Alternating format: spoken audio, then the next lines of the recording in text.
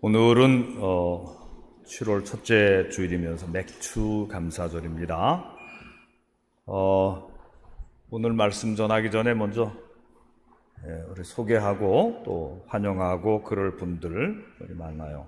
먼저 김창겸 목사님이 한 달 동안 다른 교회 나가서 그 안식월 지키는 그 후배 목사님 교회 가서 주일 설교를 하시느라고 못 나오셨어요. 김창겸 목사님, 우리 박수해 주세요.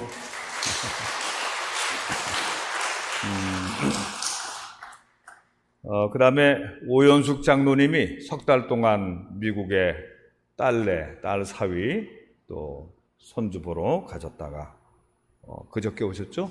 오연숙 장로 어디 계세요? 박수해 주세요. 우리 박진실 권사님네 그 둘째 이제 아들로는 첫째죠. 유은형 전도사님이죠. 맞죠? 뚜루 대학을 졸업했어요. 그 지난번에 그 아펜셀라 선교사가 나온 뚜루 대학을 졸업하고 한국에 와서 군대 입대하려고 이제 왔습니다. 그래 사랑하는 아들이 14년 만에 왔는데 온 가족이 지금 다 왔어요. 그래서 우리 결혼한 은수 남편도 같이 오고 그 다음에 은영이는 저쪽에 앉아 있고 은선이 있고 다 일어나 봐요. 가족 다 일어나 봐요. 박진실 권사는 여기 성가대에 앉았고 앉으세요.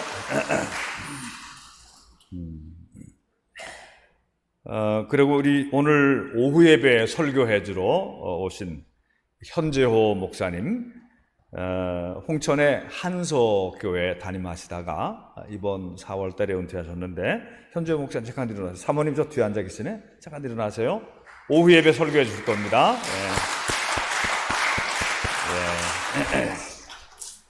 그리고 우리 옆에 앞뒤에 있는 분들 서로 인사하세요. 축복하고 사랑합니다. 사랑하고 축복합니다.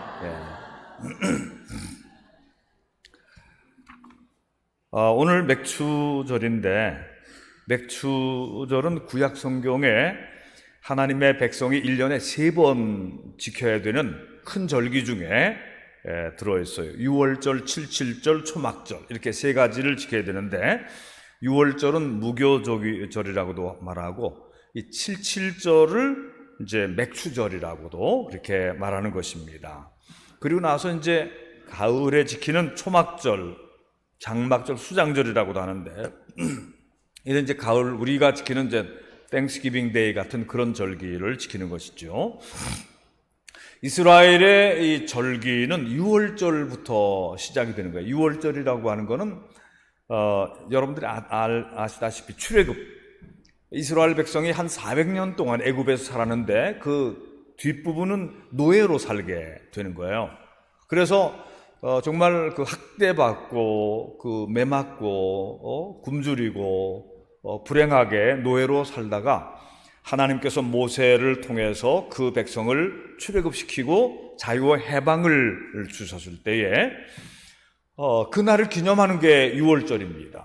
근데 그때 이제 바로가 하나님의 명령을 거역하고 거역할 때마다 재앙을 당하잖아요. 그래서 그 나일 강물이 피로 변한다든가 뭐 나일강에서 개구리가 뭐 수천만 수억 마리가 올라온다든가 뭐 그다음에 또 파리 재앙이라든가 이런 재앙들이 있는데 마지막에 계속 하나님의 말씀과 뜻을 거역할 때에 마지막 10번째 재앙이 뭐예요? 장자 재앙입니다. 그러니까 애굽의 바로의 큰아들부터 애굽의 모든 집안의 큰아들이 다 죽는 그게 장자의 재앙입니다. 무서운 재앙이죠. 근데 그 재앙이 벌어지던 날 하나님의 백성이 사는 그 히브리 백성이 사는 그 집은 문이 다 닫히고 그 안에서 나오지 않게 했던 것이죠. 그리고 각 가정마다 어린 양 한 마리를 잡아서 그 피를 문설주와 문인방에 바르도록 그렇게 되어 있었어요. 그리고 하나님의 심판의 사자, 그 죽음의 사자가 그 애굽 땅을 지나갈 때에 그 어린 양의 피가 달라져 있는 그 집은 넘어갔다 그랬어요. 그 하나님의 죽음의 사자가 들어간 집은 다 죽었어요. 근데 죽음의 사자가 넘어간 집, 그 집은 아무도 죽지 않고 다 생명이 보존됐어요.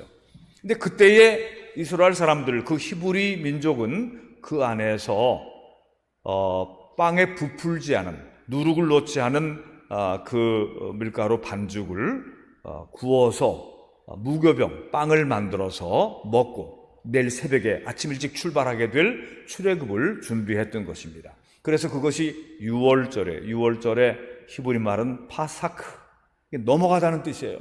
영어로는 패스오버, 넘어가다는 뜻입니다. 한국말로 여러분 장부가 다음 달로 넘어갈 때 6월 했다고 그러잖아요. 6월. 그러니까 6월이라고 하는 말이 넘어가다는 그런 의미가 있는 것입니다.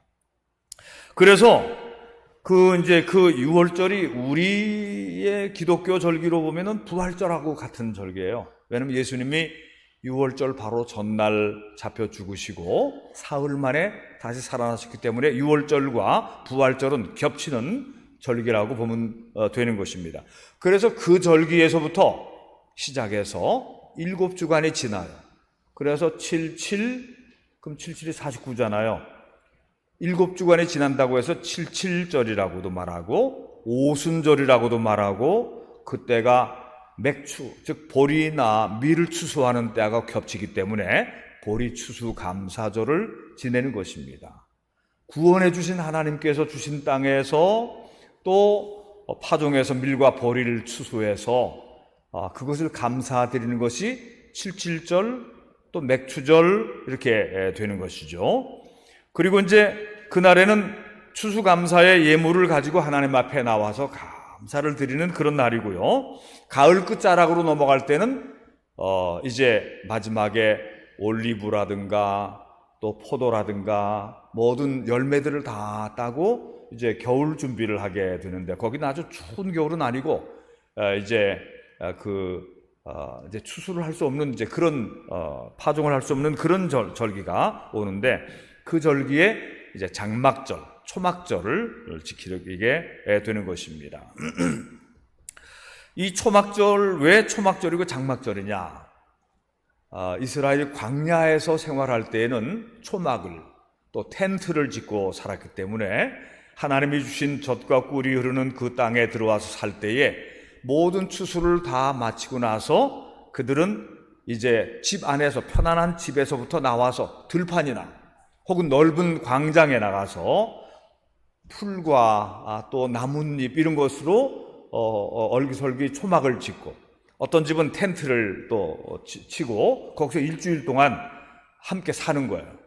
우리 조상들이 옛날에 이렇게 살았더란다. 그러면서 광야를 기억하고, 광야 생활에 하나님께서 낮에는 구름 기둥, 밤에는 불 기둥으로 어떻게 보호해 주시고 지켜 주셨는지, 만나를 주셔서 굶지 않게 해주셨는지, 이런 그 말씀의 전승, 은혜의 전승을 계속 자녀들에게 가르친, 이것이 바로 장막절, 이 초막절의 유래인 것입니다.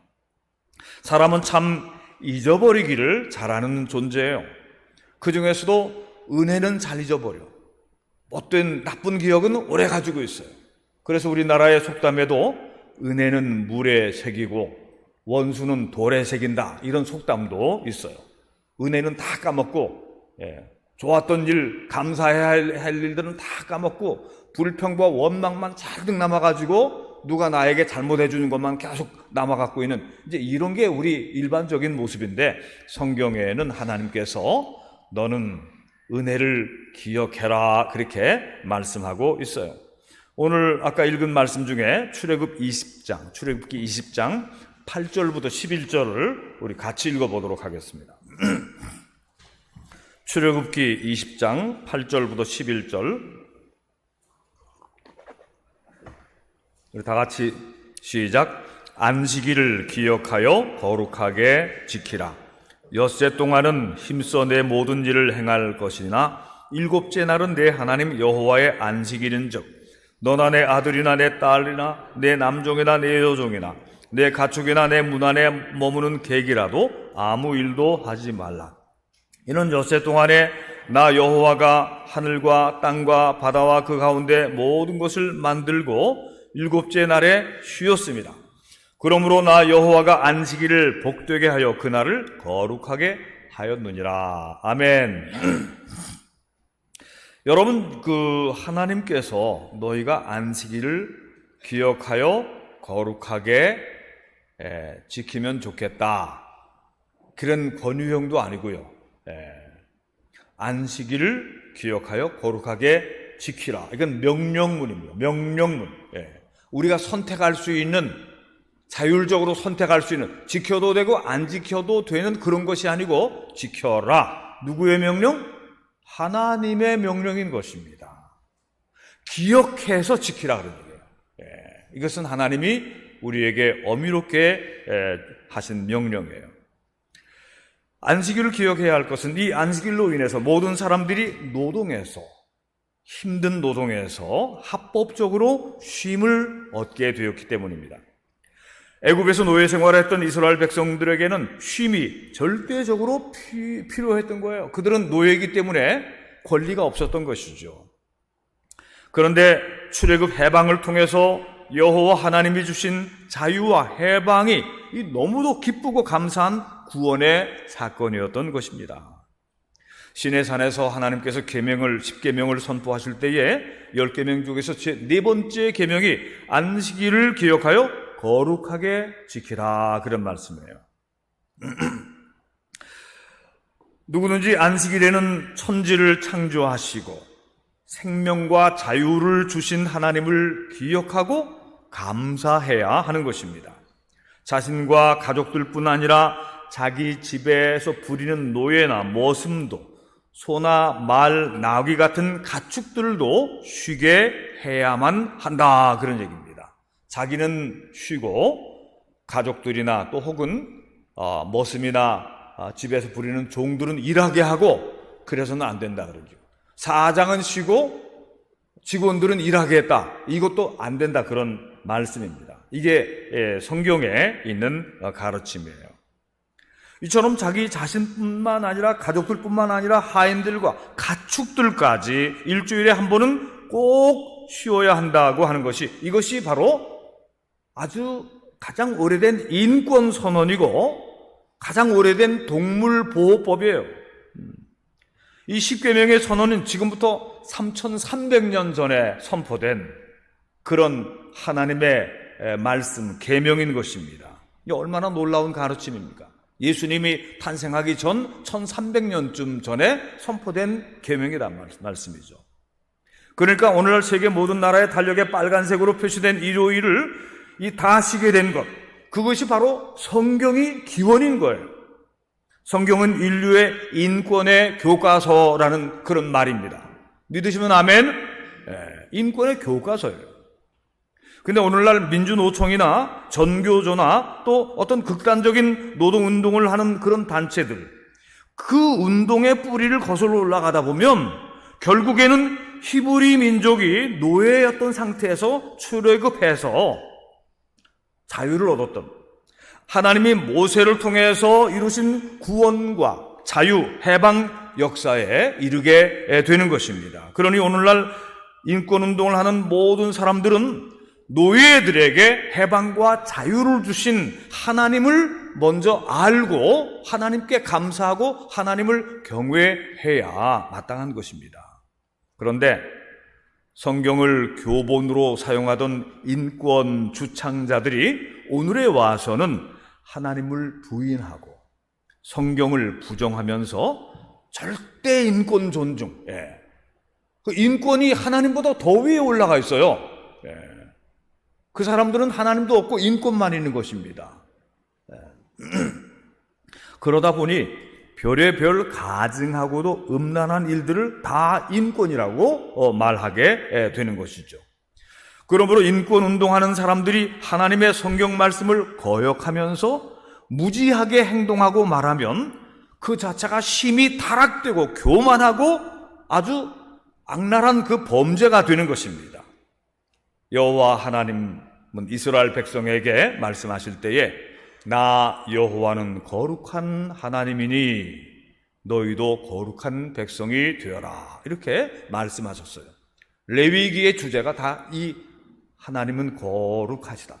하나님의 백성도 거룩하고 경건하게 살아야 된다. 이 가르침이 레위기의 주제인 것입니다. 며칠 전에 신문을 보니까 프랑스는 혼외 결혼하지 않고 낳은 자녀가 60%예요. 독일은 결혼하지 않은 상태에서 낳은 자녀가 40%래요. 왜 이런 게 이게 조사가 됐냐면 우리나라에서 결혼을 했는지 안 했는지 아기를 낳는데 막 죽여서 냉동실에 집어넣고 뭐 이런 사건이 벌어졌기 때문에 이게 전수조사를 하다가 보니까 이게 몇천 명이 있고 말이죠. 더 많은 사람들이 그렇게 됐을 거다. 어린아이들이 죽었거나 팔렸거나 했다는 얘기죠. 그래서 다른 나라를 조사해 보니까 이게 벌써 프랑스는 결혼 안 하고 낳은 애들이 60%가 되고 이게 통계에 잡히는 게 그렇다는 얘기죠. 독일은 40%가 결혼도 안 하고 애를 막 낳고 물론 그 사람들도 이제 살고는 있지만 근데 이런 통계를 보면 프랑스나 독일은 더 이상 우리가 문화나 윤리적으로 배울 나라가 못 되는 나라다 이런 생각을 하게 됐어요. 제가 어릴 때에 프랑스, 독일 굉장히 위로 보이던 나라들이었어요.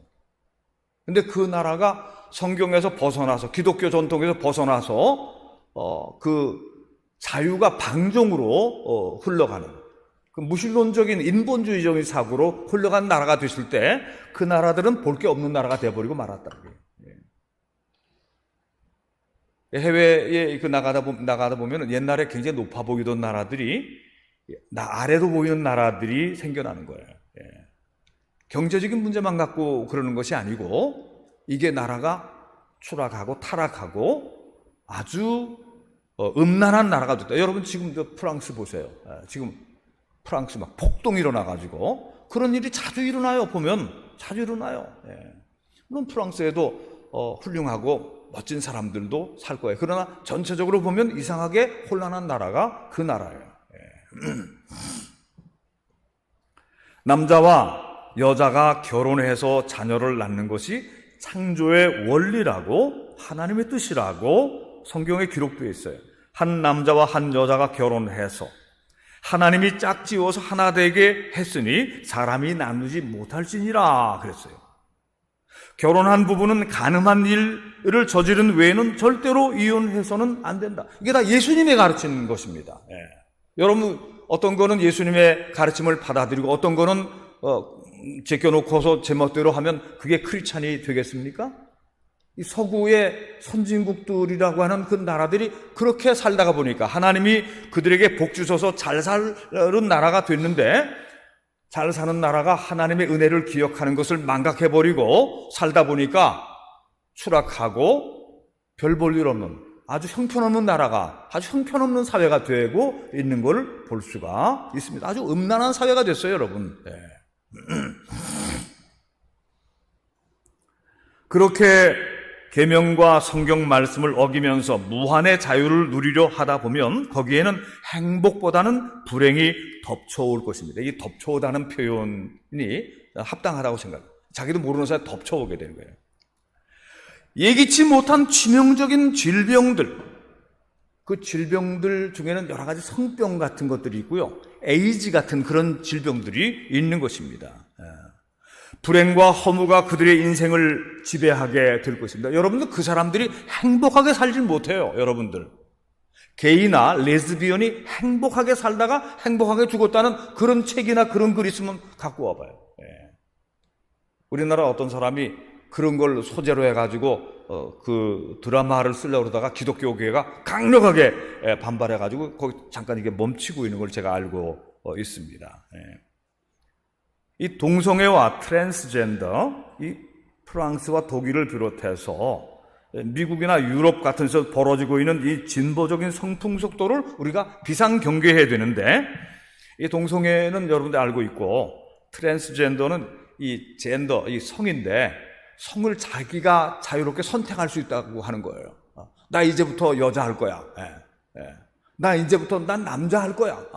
그래서 어떤 사람은 이것을 병원에 가서 아예 수술까지 해가지고 그렇게 되는 경우도 있고요. 어떤 사람은 약간 남성이 여성적인 사람도 있긴 해요. 여성이 또 남성적인 사람이 있기도 한데 그래도 이제 그렇게 살면 되는데 이게 완전 성을 바꾸는 거예요. 그리고 이렇게 바꾸는 것을 합법화시켜서 그것을 아예 보장해 주려고 하니까 이게 이제 문제가 되는 것입니다. 그게 성소수자의 인권이라고 하는데 성경에는 철저히 금하고 있는 것입니다. 근데요, 여러분, 제7계명에는 간음하지 말라 그렇게 되어 있잖아요. 간음하면 안 좋다 이런 얘기도 아니고 간음하면 절대로 안 된다, 간음하지 말라, 이것도 명령형입니다. 여러분, 하나님께서 우리에게 자유를 주신 게 아니에요. 그것은 간음하지 말라 그렇게 되어 있어요. 이렇게 결혼의 신성성을 보장하는 그런 가르침인데 오늘 우리나라의 법적으로는 간음의 문제가 둘이 좋아서 그 성적인 일을 하는 거에 대해서는 그것은 법적으로 문제가 안 된다고 얘기를 하고 있지만 성경은 그와 다른 것입니다. 그런데요, 이 남색하는 자, 게이들, 동성애자들은 말이죠, 간음보다도 몇십 배, 100배 음란한 겁니다. 간음이라고 하는 건 남자와 여자 사이에 일어나는 건데 이 동성애라고 하는 것은 아주 지저분하고 음란한 거예요. 여러분, 이게 포괄적 차별금지법이라든가 이런 것들이 법에서 이 국회에서 통과되고 나면은 제가 이런 설교하면 걸립니다. 여러분, 걸려서 원성 목사 감옥에 가게 되는 거고요, 벌금도 내야 되는 거고요, 그렇게 되는 것입니다. 전도도 못하게 되는 것입니다. 이게 포괄적 차별금지법 안에 들어있는 동성애를 인정하자는, 성소수자들을 보호하자는 얘기인데 그렇게 하다 보면 교회가 문 닫아야 돼요. 여러분, 하나님의 말씀 아예 제껴놓고 얘기해야 되는데 거기까지 온 것입니다. 근데 우리나라 이 서구 사회가 벌써 한풀 지고 가는데, 지고 난 다음에 법적으로 다 통과된 다음에 교회들이 불싸 하고서 길거리에 나가서 데모했는데 택도 없어요. 우리나라는 법이 통과되기 전에 기독교인들, 개신교인들, 선각자들이 먼저 나서서, 저도 그 중에 한 사람입니다만, 나서서 강력하게 반대를 했던 거예요. 아마 안 그랬으면 더불어민주당 국회의원들이 그 법을 올리는 게 90% 잘 모르고 올리는 건데 90% 다 거기서 올리는 거예요. 정의당하고. 벌써 통과됐을 겁니다. 벌써 통과됐을 겁니다. 여러분, 그런데 그 이태원도 게이 바들이 많이 있는 곳이에요. 파트너를 자꾸 바꿉니다. 그리고 그 사람들이 건강하게 사냐? 그 사람들의 수명이요, 평균 50세 넘어 사는 사람이 드물어요. 그 얘기를 좀 공론화시키면 좋을 텐데 그런 얘기를 공론화시키지를 않아요. 여러분, 우리나라 평균 수명이 83세쯤 되잖아요. 게이들, 그렇게 사는 사람들의 평균 수명은 60 안 넘어요. 다 50대 미만으로 죽어요. 그렇게 빨리 죽는 겁니다. 그리고 에이즈의 90 몇 프로 이상이 다 동성애자들에게서 나오는 거예요. 이런 것도 밖에서 얘기하면 혐오라고 얘기를 하는 거죠. 이게 왜 혐오입니까? 그들의 생명을 불쌍히 여기고 살리자고 하는 것인데, 실제로 그래요. 여러분, 생명도 짧아지고 병이 생기고 불행하게 되고 우리나라 예산이 엄청난 조대의 예산이 거기로 들어가는 것입니다. 그런 거를 다 쉬하고 있어요. 어떤 살인사건이 났는데 동성애자가 토막살인 사건을 내면은 동성애자가 냈다는 얘기는 싹 빼고 토막사건 일어났다, 그런 얘기를 하는 끔찍한 사건들이 거기서 많이 일어나고 있는 것입니다. 어느 날 여러분의 여러분의 자녀나 또 손자, 손녀 중에서 여러분 아들이 찾아와가지고 남자친구를 데려온 줄 알았더니, 아버지, 어머니, 저는 우리끼리 결혼하려고 그래요. 여러분들 중에 그런 일이 생기면 어떡하겠어요? 그래, 너 결혼은 네 취향이니까 네가 그렇게 해라. 그러면 남자끼리 해야 되는 그 상황이 올 수도 있을 것입니다. 손녀가 여자애를 데려와서 우리 둘이서 살래요. 난 남자하고 결혼하지 않고 우리 둘이서 살래요. 그걸 레즈비언이거든요. 예. 이런 일이 생길 수 있다 말이죠. 예. 지금 우리나라에도 그런 일이 있어요. 해외에는 아주 공식적으로 많고.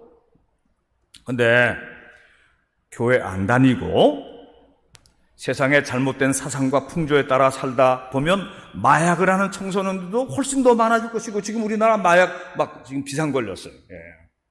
게이나 레즈비언도 점점 더 많아질 것이고, 기독교계가, 우리나라 특별히 이 개신교회가 반동성애 포괄적 차별 금지법 반대 입장을 분명히 밝히면서 어제도 한 10만 명가량이죠. 시청 앞에 모여서. 어제는 저는 안 나갔습니다만은. 예.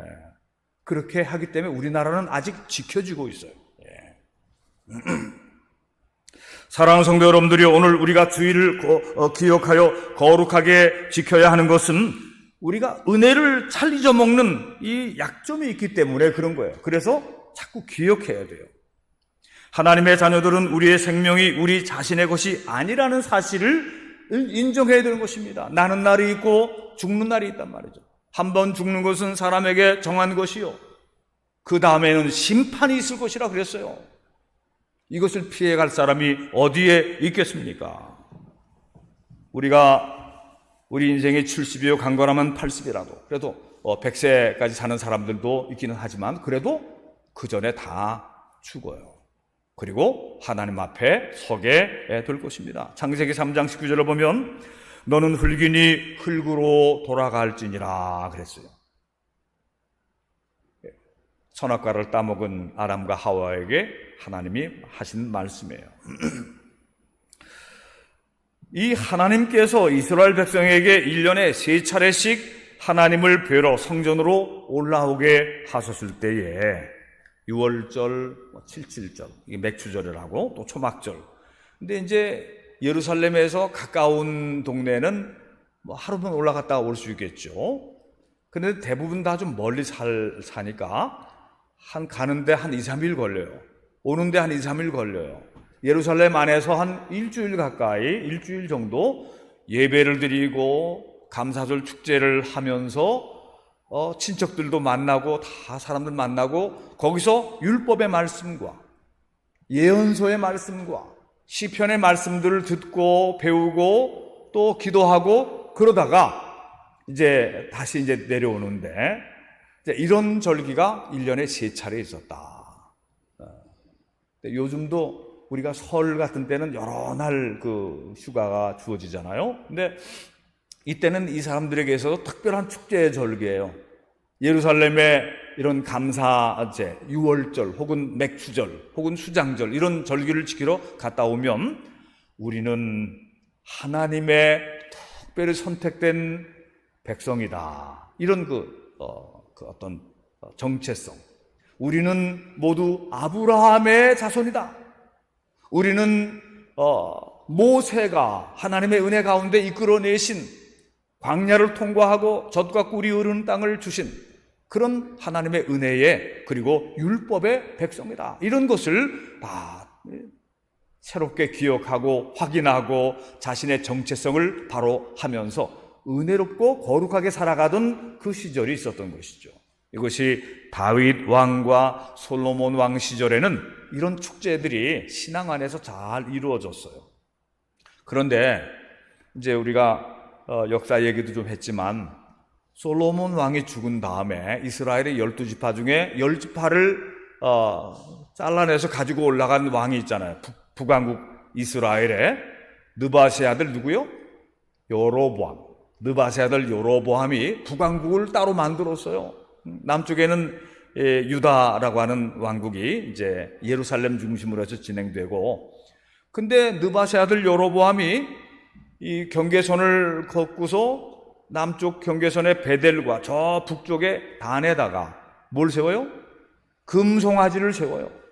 금송아지를 세우고, 북쪽의 이 이스라엘 백성들은 남쪽의 유다의 예루살렘으로 예배드리러 가지 말지라. 베델의 금송아지와 저 단의 금송아지, 거기서 제사하고 거기서 분향을 할지라. 하나님은 거기 계신다, 이렇게 얘기를 했어요. 자, 이렇게 해서 이스라엘 북쪽 사람들은 우상숭배와 그리고 혼합주의 신앙과 이단 사교로 확 미끄러져서 내려가게 되는 것입니다. 그것이 안타까워서 엘리야 선지자가 나타났고 엘리사 선지자가 나타났고 아모스가 나타났고 호세아 선지자가 나타났고 그랬지만 결국은 그 북쪽 나라가 많은 혼란과 불안과 또 범죄와 또 그래서 나라가 약해지고 사방에서 유린을 당하다가 그 북쪽 나라는 불행한 나라가 돼서 아수르의 침략에 의해서 아주 완전히 처참하게 패망한 나라가 되고 맙니다. 이게 성경에 나오는 열왕기서에 나오는 이스라엘 역사 이야기예요. 그 역사는 우리에게 거울이 되고 있는 겁니다. 하나님의 말씀을 떠나고 언약을 떠나고 음란하고 타락하고 범죄하고 부패하고 우상숭배하고 사이비가 난무하는 그런 나라는 이렇게 될 것입니다. 아수르 대신 어느 나라가 침략해 올지 모르지만 그 나라 안에서 병이 발생할 거고 그 나라 안에서 많은 분쟁이 생길 거고 결국 그 나라는 불행한 국민이 되어서 다 함께 끝나고 말 거예요. 남쪽 유다는 훨씬 더 평안하게 살지만 나중에 남쪽 유다도 많은 문제가 생겨서 바벨론에 끌려갑니다. 그러나 다시 돌아오게 되고 신앙의 나라로 발버둥치면서 신앙을 지키며 살다가 예수님 시대까지 오게 된 거예요. 그게 남왕국 유다의 역사인 것입니다. 사랑하는 성도 여러분들이요, 우리가 안식일과 교회력에 따라서 절기들을 지키면 은연중에 영적인 가르침들을 많이 듣게 되는 것입니다. 우리가 지난 주일에도 예수님의 말씀, 너희가 내게로 와서 배우고 내 말이 너희 안에 거하면 진리를 알지니 진리가 너희를 자유롭게 하리라. 요한복음 8장 31절 있는 예수님의 말씀을 우리가 묵상을 했었죠. 오늘 우리는 맥주감사절을 지키며 마땅히 하나님의 은혜를 기억하고 감사하는 예배를 드립니다. 여러분, 우리나라에 그 보리추수를 보통 이제 5월 말경에 하거든요. 그래서 6월 중순까지 보리추수가 이렇게 지나요. 근데 그때까지 보리가 추수되기까지 먹을 게 떨어지는 경우가 참 많아요. 그게 춘궁기라고 그래요. 춘궁기. 봄철에 아주 먹을 게 없어서 힘들어하는 게 그걸 보릿고개라고 그래요. 보릿고개는 이 덕능고개 같은 그런 고개 아니고 추풍령, 한계령 같은 그런 고개 아니고 이게 먹고 살기 너무 힘들어서 그거 견디기, 그거 넘어가기 힘든 고개가 그 보릿고개죠. 오늘 여기 있는 60대 이상의 사람들은 보릿고개를 알 거예요. 그러나 우리 여기서 30대 이하의 젊은이들은 보릿고개에 대해서 잘 모를 거예요. 아마 혹은 이름 들어봤지 몰라도. 제가 지난번에 캄보디아 갔었는데 그 캄보디아 목회자들 놓고 설교할 때 우리나라가 어렵던 시절이 있었는데 하나님의 은혜로 잘 살게 되었다 그런 얘기를 하다가 이 보릿고개 얘기를 했는데 이 선교사가 보릿고개를 통역을 할 수가 없어 가지고 거긴 고개가 없거든. 예. 캄보디아는 대평원이거든요. 그리고 고개가 없으니 그걸 고개로 설명할, 그리고 보리를 안 키워요. 거기는 쌀만 벼만 농사하는데 벼나 삼모작하고 이모작하는 데인데 그거 설명하더라고 길게 막 하는. 근데 초근목피, 그러니까 그 사람들은 이 사회가 공산주의 사회이기 때문에 막 킬링필드 막 죽이고 그랬지 이 사상이 나빠서 굶주린 거지, 사상이 나빠서 줄인 거지 거기 그냥 망고가 주렁주렁 바나나가 막 주렁주렁 다 열려 있으니까 안 굶어 죽어요 그 사람들은. 근데 우리나라 초근목피 얘기하다 보니까 설명하느라고 그냥 선교사가 힘 뺐어요. 이 초근목피가 뭐냐? 초근목피는 먹을 게 다 떨어지니까 이게 봄에 쑥도 캐고 달래도 캐고 무슨 쓴바귀도 캐고 풀뿌리 캐서 먹을 거 있으면 다 캐먹는 거예요. 그리고 또 산에 올라가서 칡도 캐서 먹어야 되고, 칡은 좋죠. 칡은. 요새 근데 칡 캐러 가는 사람은 누가 있어? 칡도 캐고 진달래 잎사귀도 진짜 꽃잎도 따서 먹고 찔레꽃 그 꽃잎도 따서 먹고 그 순도 해서 벗겨서 먹고 별의별 다 먹어요. 그런데 나중에 그 소나무 둥치 이런 건 아니고 소나무 새 가지, 새로운 가지를 잘라서 껍데기를 벗기고 그 줄기 사이에 있는 거를 그 연한 줄기를 해서 저도 옛날에 우리 사촌 형들이 이거 먹어봐 그래가지고 저는 먹어본 적이 있어요. 약간 달콤하기도 하고 그래요. 그런 거를 해서 먹으면서 살았다 그러니까. 고구마, 감자, 옥수수 그게 남아있으면 좋은데 그것도 없으면 이런 거 다 갖다가 끓여다가 그냥 굶으면서 먹으면서 굶고 막 그랬던 거예요. 그 죽는 사람이 많았다. 북한에는 아사자가 지금 많이 나온다고 그래서 마음이 아파요, 사실은. 그런데 우리가 기억해야 될 것은 하나님께서 우리나라를 그런 가난과 비참함에서 구원해 주셨다는 이 사실. 제가 60년 전만 해도 제가 그때 60년 전에 10살 때니까 실제로 그랬어요. 여러분, 실제로 그랬습니다. 우리 집안은 굶진 않았지만 주변에 그런 사람들 많이 있었고 저도 배고플 적이 있었어요. 이런 것이 기독교의 전례를 통해서 서구 문명의 전파, 교회가 많이 세워지고 기독교 계통의 학교들을 통해서 인재들이 많이 키워졌고 미신이 아닌 성경의 바탕을 둔 하나님을 믿고 하나님께 기도하고 하나님이 우리에게 복을 주셨다. 자유민주주의 체제로 나라를 세워갔고 미국적인 시장 경제를 배우면서 산업을 발전시켰고 무역을 통해서 세계화되었기 때문입니다. 우리나라가 이렇게 잘 산던 적이 없어요. 오늘 우리는 우리를 비천함에서 구원해 주신 하나님을 기억하고 감사해야 합니다. 우리 자손들에게도 이 은혜를 감사하도록 기억하게 하고 가르쳐야 됩니다. 출애굽기 23장 16절 맥추조를 지키라. 이는 내가 수고하여 밭에 뿌린 것에 첫 열매를 거둠이니라.